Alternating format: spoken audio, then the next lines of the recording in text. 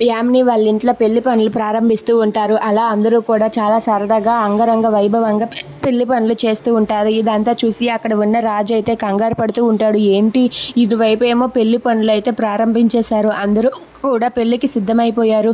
కానీ అటు చూస్తే కళావతి గారు నా ఫోనే లిఫ్ట్ చేయటం లేదు.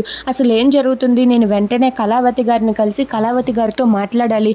నేను ఇప్పుడే ఏం జరిగింది ఇప్పుడే కళావతి గారి దగ్గరికి వెళ్ళి ఆవిడతో మాట్లాడి వస్తాను అని చెప్పి రాజ్ బయలుదేరి వెళ్తూ ఉంటాడు. అది చూసి యామిని అయితే, బావా ఎక్కడికి బావా, నువ్వు ఇంకా డ్రెస్ చేంజ్ చేసుకోలేదేంటి? పట్టు వస్త్రాలు వేసుకో బావా, మరొక గంట మాత్రమే ముహూర్తం ఉంది, మనం పెళ్లి పీటల మీద కూర్చోవాలి బావా, పద అని చెప్పి యామిని అంటూ ఉంటుంది. అది వినగానే అక్కడ ఉన్న రాజు అయితే ఒక్కసారిగా షాక్ అయిపోతాడు. అది నేను ఒక్కసారి అని చెప్పి ఆ కళావతి గారి దగ్గరకు అని చెప్పి అనబోతూ ఉంటే ఇంతలో ఒక కారు వచ్చి ఆగుతుంది. ఇక ఆ లో నుండి అయితే కావ్య అలాగే వాళ్ళ ఫ్యామిలీ అందరూ కూడా దిగుతూ ఉంటారు.